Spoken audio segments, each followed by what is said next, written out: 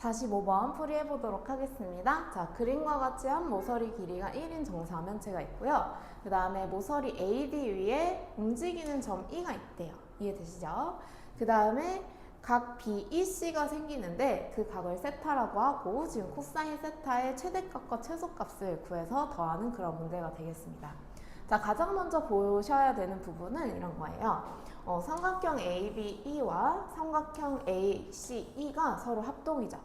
어떤 합동일까요? 그냥 이렇게 직관적으로 봤을 때도 이 E 값이 위아래로 움직이면서 두 길이가 계속 같을 거다라는 이제 그런 도형적인 감각이 있으셔야 되고요.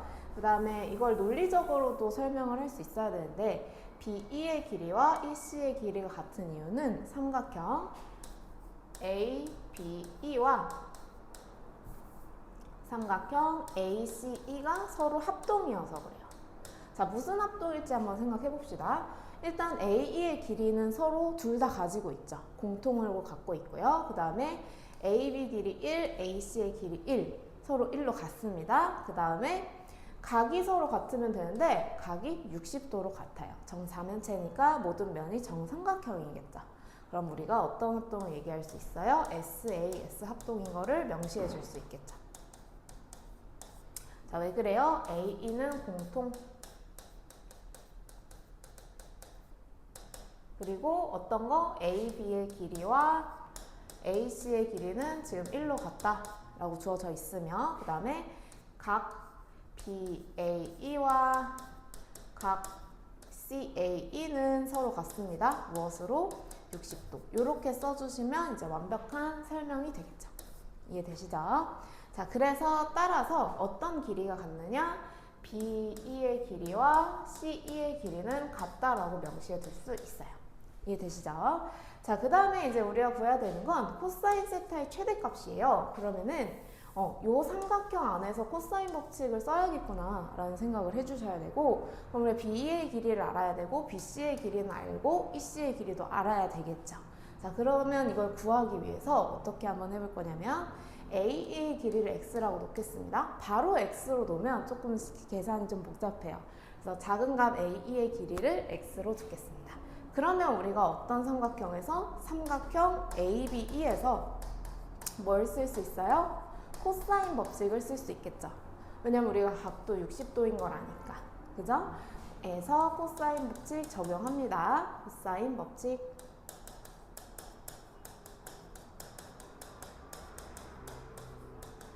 코사인 법칙 적용하게 되면 우리가 BE의 제곱을 구할 수가 있겠죠. 그래서 BE의 제곱은 어떻게 구할 수 있어요? X제곱, 그 다음에 1 빼기 2배의 X의 1의 코사인 60도 하면 2분의 1 이렇게 정리해보면 되겠죠.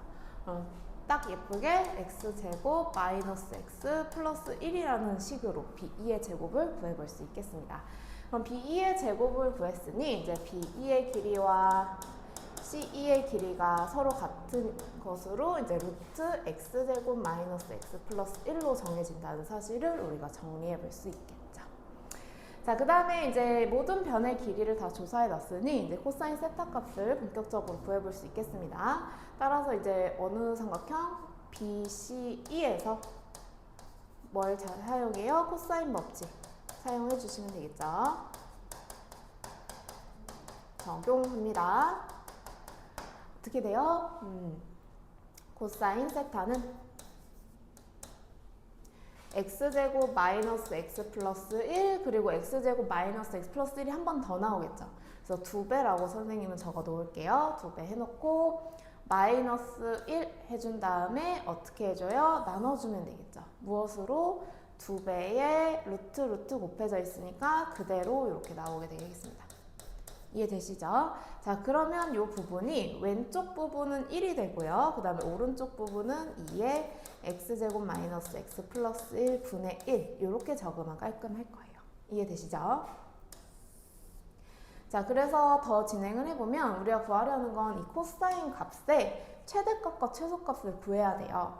그럼 여기서 지금 X 있는 부분은 이 분모 부분밖에 없죠. 그래서 그 분모가 클 때에는 이 분모가 크면 분수는 작은 수가 되고 1에서 작은 수를 뺐으니까 최대값이 되겠죠. 그래서 최대 최소를 나눠볼 수 있습니다. 최대는 언제 나와요? x제곱 마이너스 x 플러스 1이 크고 작아서 크게끔, 그죠? 최대일 때 나오고요. 작은 m은 최소값인데 그것은 x제곱 마이너스 x 플러스 1이 최소일 때 나오게 되겠죠. 이렇게 정리를 해두면 됩니다. 그럼 이제 우린 뭐만 구하면 돼요? x제곱 마이너스 x 플러스 1의 최대값, 최소값만 구하면 되는데 이거 이차함수랑 접목시켜 주시면 되겠죠? 얘는 이제 완전 제곱꼴로 생각을 해보면 2분의 1에 제곱해놓고 플러스 4분의 1 마이너스 4분의 1이니까 플러스 마이너스 4분의 1, 4분의 3이라고 적어볼 수 있습니다. 그쵸? 그럼 2분의 1에서 최소값을 가지는구나 정도는 알 수 있는데 최대값은 언제 나오는지 알지 못하니까 우리가 범위를 잘 생각해야 됩니다.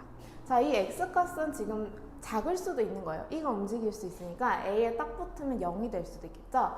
그래서 0보다는 크거나 같고 그 다음에 1까지도 될 수 있습니다. 이가 정확하게 d가 갈 수도 있으니까 뒤에 될 수도 있으니까. 자, 그러면 얘는 아래로 볼록인 그래프고 지금 추계방 정식이 2분의 1이니 0과 1 사이라고 한다면 완벽히 대칭을 이루는 그런 구조가 되겠죠. 그래서 최대값은 0일 때 또는 1일 때 나올 거고요. 최소값은 2분의 1일 때 나올 거예요. 그래서 언제 최대가 돼요? 0 넣어주면은 1일 때, 1을 가질 때. 그 다음에 최소값 어떻게 나와요? 4분의 3을 가질 때, 3일 때.